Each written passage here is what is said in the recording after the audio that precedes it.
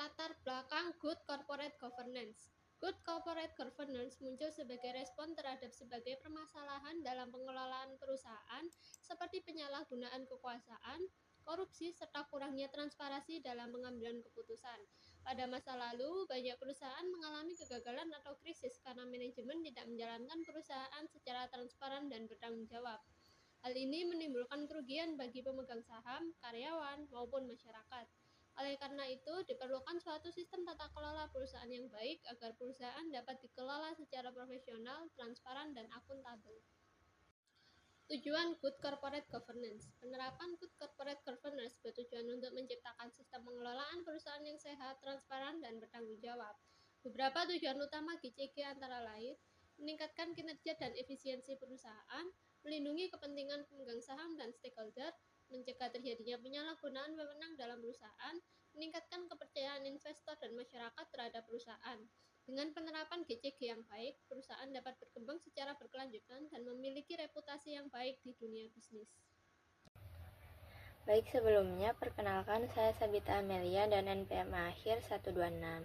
Di sini saya akan menjelaskan mengenai manfaat dari Good Corporate Governance atau disingkat menjadi GCG. Jadi, Good Corporate Governance ini pada dasarnya adalah kompas bagi perusahaan. Ia bukan sekedar aturan, melainkan sistem yang memperjelas pembagian peran dan tanggung jawab antara pemegang saham dan pengelola perusahaan.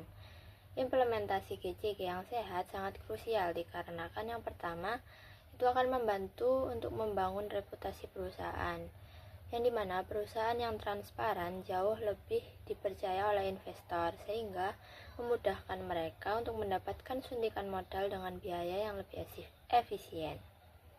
Kemudian yang kedua, dikarenakan GCG untuk stabilitas ekonomi, di mana GCG ini berfungsi sebagai benteng pencegah manipulasi keuangan yang sering menjadi pemicu krisis ekonomi.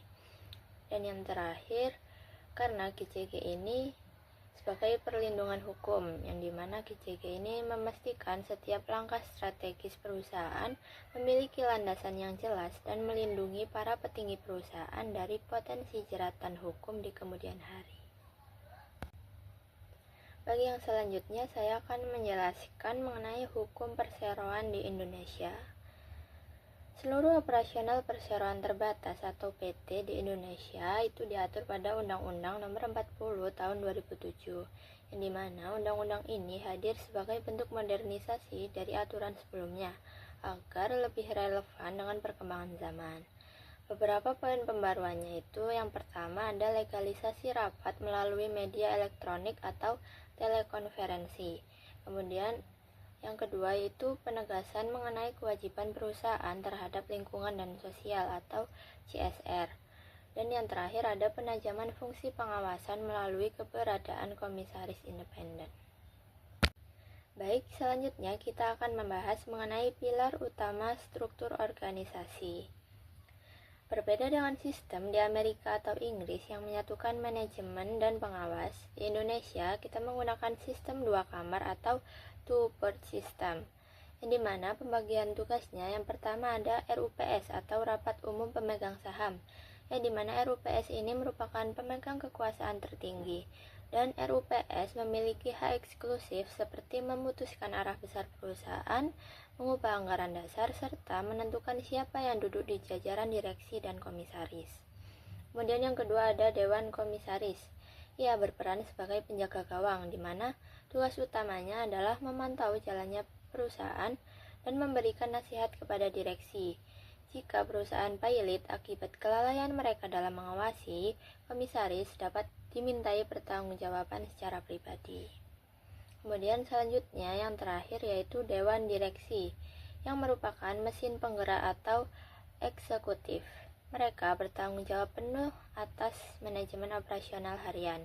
Ia mewakili perusahaan di mata hukum dan wajib melaporkan kinerja perusahaan secara periodik melalui laporan tahunan. Sebelumnya perkenalkan, nama saya Siti Halimatus Sa'diyah dengan NPM 25013010088. Di sini saya akan menjelaskan materi mengenai Good Corporate Governance pada BUMN dan reformasi birokrasi. Yang pertama yaitu GCG pada BUMN. BUMN dibentuk sebagai pelaksanaan pasal 33 ayat 3 Undang-Undang Dasar tahun 1945 yang menyatakan bahwa bumi, air, dan kekayaan alam yang terkandung di dalamnya dikuasai oleh negara dan digunakan sebesar-besarnya untuk kemakmuran rakyat. Melalui BUMN, pemerintah mengelola berbagai sektor penting yang berkaitan dengan kepentingan masyarakat, seperti kelistrikan, telekomunikasi, pertambangan, serta distribusi kebutuhan pokok. Namun dalam perkembangannya, BUMN tidak hanya menjalankan fungsi pelayanan publik, tetapi juga memiliki tujuan untuk memperoleh keuntungan agar dapat meningkatkan kinerja perusahaan. Selanjutnya yaitu bentuk dan permasalahan BUMN. Berdasarkan bentuk hukumnya, BUMN dapat dibedakan menjadi 3 jenis, yaitu persero, perum, dan perjan. Persero merupakan perusahaan berbentuk perseroan terbatas yang tujuan utamanya memperoleh keuntungan, di mana sebagian atau seluruh sahamnya dimiliki oleh negara. Sedangkan yang kedua, perum adalah perusahaan negara yang selain mencari keuntungan juga memiliki misi pelayanan kepada masyarakat seperti Perumnas dan Bulog. Yang ketiga yaitu perjan, merupakan perusahaan yang modalnya berasal dari APBN dan dikelola langsung oleh pemerintah. Namun saat ini bentuk perjan sudah tidak digunakan lagi. Namun dalam praktiknya, kinerja BUMN pada masa lalu dinilai masih kurang optimal. Hal ini disebabkan oleh beberapa permasalahan dalam pengelolaan perusahaan, seperti pemberian remunerasi kepada direksi yang tidak selalu berkaitan dengan pencapaian kinerja. Adanya intervensi pihak luar dalam kegiatan operasional perusahaan, serta kurang efektifnya sistem pengawasan internal. Selanjutnya yaitu tujuan dan prinsip GCG. Untuk mengatasi berbagai permasalahan tersebut, pemerintah mewajibkan penerapan GCG pada BUMN yang diatur dalam Keputusan Menteri BUMN Nomor 117 Tahun 2002. Tujuan penerapan GCG antara lain untuk meningkatkan nilai perusahaan, memperkuat daya saing BUMN, serta mendorong pengelolaan perusahaan yang lebih profesional, transparan, dan efisien. Selain itu, terdapat beberapa prinsip utama dalam GCG. Yang pertama yaitu transparansi, yaitu keterbukaan perusahaan dalam menyampaikan informasi yang relevan kepada pihak yang berkepentingan. Kedua, akuntabilitas, yaitu adanya kejelasan fungsi dan tanggung jawab dalam organisasi sehingga pengelolaan perusahaan dapat berjalan secara efektif. Ketiga yaitu kemandirian, merupakan perusahaan dikelola secara profesional tanpa adanya tekanan atau pengaruh dari pihak tertentu. Yang keempat, pertanggungjawaban, yaitu pengelolaan perusahaan harus sesuai dengan peraturan yang berlaku serta prinsip perusahaan yang sehat. Yang terakhir merupakan kewajiban atau fairness, yaitu perusahaan harus memperlakukan semua pemangku kepentingan secara adil dan setara. Materi selanjutnya yaitu reformasi birokrasi. Selain penerapan GCG, reformasi birokrasi juga berperan penting dalam memperbaiki tata kelola organisasi, termasuk pada BUMN. Reformasi birokrasi bertujuan untuk menciptakan sistem pengelolaan yang lebih transparan, akuntabel, dan profesional, serta mengurangi praktik korupsi, kolusi, dan nepotisme. Dalam penerapannya, reformasi ini mendorong pemilihan direksi dan komisaris yang lebih memperhatikan kompetensi dan profesionalitas. Selain itu juga dilakukan penguatan sistem pengawasan internal, pembentukan komite audit, serta peningkatan kualitas laporan keuangan perusahaan. Dengan adanya reformasi birokrasi, diharapkan penerapan prinsip-prinsip good corporate governance pada BUMN dapat berjalan lebih efektif. Perkenalkan, nama saya Imratus Soleha, NPM 250 130 10 106. Nah, di sini tuh saya akan menjelaskan GCG dan pengawasan pasar modal di Indonesia. Nah, jadi pengertian dari pasar modal itu sendiri itu adalah pasar di mana yang berbagai instrumen keuangan jangka panjang itu diperjualbelikan baik dalam bentuk utang maupun modal yang diterbitkan oleh pemerintah, public authorities maupun perusahaan swasta. Nah, lembaga dan unsur penunjang pasar modal itu yang pertama ada Badan Pengawas Pasar Modal dan Lembaga Keuangan. Nah, lembaga ini tuh dibentuk oleh pemerintah untuk mengawasi kegiatan lembaga yang terkait agar kegiatan pasar modal itu berjalan dengan efektif. Selanjutnya ada Bursa Efek. Nah, Bursa Efek ini tuh lembaga yang menyelenggarakan kegiatan perdagangan sekuritas pasar modal. Nah, selanjutnya ada lembaga clearing. Jadi lembaga ini tuh berfungsi untuk menyimpan dan mengatur arus fisik sekuritas. Baik, untuk lembaga selanjutnya itu adalah emiten. Jadi emiten itu perusahaan yang menjual instrumen sekuritas untuk memperoleh dana dari investor di bursa. Nah, yang selanjutnya itu ada underwriter. Jadi itu perusahaan penjamin bagi emiten agar sukses menjual instrumen sekuritas tersebut. Terus lembaga selanjutnya itu ada investor atau calon investor. Itu yaitu institusi atau perorangan yang melakukan transaksi pembelian dan penjualan instrumen sekuritas yang diperdagangkan di bursa.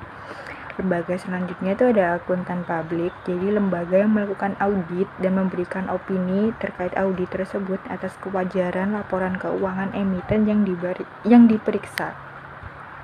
Untuk lembaga selanjutnya itu ada notaris. Jadi lembaga ini tuh lembaga hukum yang memberikan dasar keabsahan secara legal dari berbagai peristiwa atau kegiatan penting di perusahaan. Lembaga selanjutnya itu ada konsultan hukum. Jadi lembaga ini tuh untuk memeriksa dan memastikan bahwa emiten yang akan menerbitkan instrumen sekuritas itu tidak memiliki sengketa hukum dengan pihak lain. Selanjutnya itu ada konsultan keuangan. Jadi lembaga ini tuh lembaga yang memberikan nasihat di bidang keuangan sebelum menerbitkan instrumen sekuritas, seperti penaksiran harga instrumen sekuritas yang akan diterbitkan. Prinsip pasar modal. Nah, prinsip pasar modal itu ada efektif, efisien, dan adil. Yang pertama ada efektif. Nah, kegiatan pasar modal ini disebut efektif jika para investor dan calon investor tertarik untuk melakukan transaksi di bursa sesuai dengan aturan. Yang kedua ada efisien. Nah, kegiatan pasar modal itu disebut efisien jika semua lembaga terkait termasuk investor merasakan bahwa kegiatan di bursa itu dapat terselenggara dengan cepat tanpa dibebani oleh biaya yang berlebihan. Nah, yang ketiga itu ada adil. Nah, kegiatan pasar modal itu dianggap adil jika semua pihak terkait itu tidak merasa dirugikan oleh kegiatan di bursa tersebut. Selanjutnya, dasar hukum dan peraturan pasar modal. Yang pertama ada Undang-Undang Nomor 8 Tahun 1995. Nah, tentang pasar modal, terutama yang berkaitan dengan prinsip transparansi, pengungkapan informasi penting, seperti hak memesan efek terlebih dahulu, benturan kepentingan, pengambil alian, dan sebagainya. Nah, selanjutnya ada Peraturan Bapepam Nomor 9D1 tentang laporan keuangan, terutama yang berhubungan dengan prinsip transparansi, akuntabilitas, dan tanggung jawab dalam menyusun laporan keuangan. Peraturan yang ketiga itu ada Peraturan Bapepam Nomor 9J1. Ini itu tentang pokok anggaran dasar perseroan yang melakukan penawaran umum efek bersifat ekuitas dan perusahaan publik. Nah, ini tuh menyangkut prinsip tata kelola dan aturan main pokok perusahaan yang akan menerbitkan ekuitas di bursa. Baik, di sini saya akan menjelaskan mengenai peran Bank Indonesia terhadap GCG. Sebelumnya perkenalkan, nama saya Raditya Yustisya dengan NPM terakhir 089. Sebelumnya kita harus tahu terlebih dahulu bahwa aktivitas bisnis dan juga sistem perekonomian yang kuat itu harus dilindungi dengan sistem perekonomian atau sistem perbankan yang kuat dan juga yang sehat.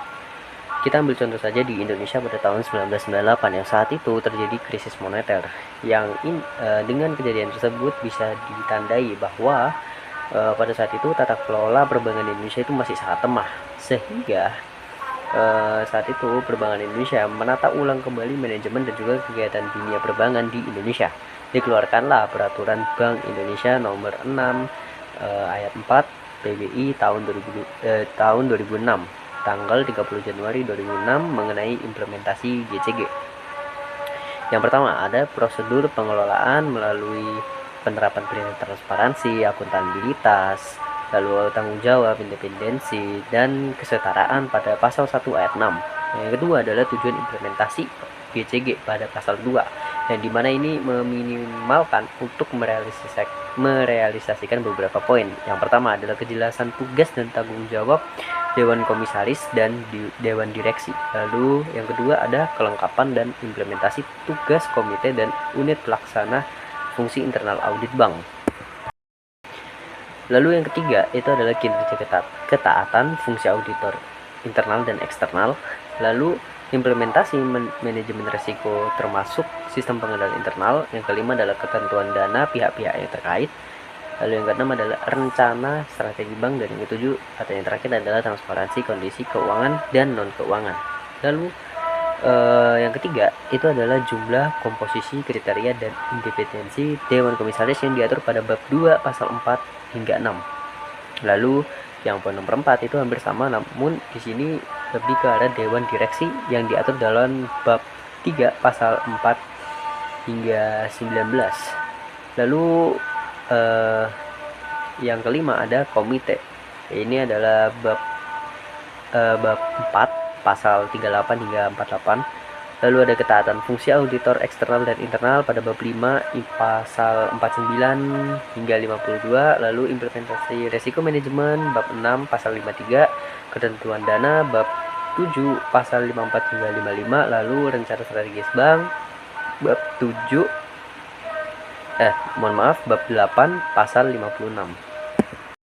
Dan yang 10 adalah aspek transparansi kondisi bank bab 9 pasal 57 hingga 58. Lalu ada konflik kepentingan dan pelaporan internal pada bab 10 pasal 59 hingga 60. Lalu yang ke-12 ada laporan dan asesmen implementasi pada bab 11 pasal 61 hingga 66. Lalu ada implementasi GCG di cabang luar negeri bab 12 pasal 67 hingga 68. Lalu sanksi-sanksi yang dijelaskan pada bab 13 pasal 69 hingga 75. Lalu ketentuan peralihan pada bab 14 pasal 76 hingga 77, dan yang terakhir adalah ketentuan penutup yang ada dijelaskan pada bab 15 pasal 78.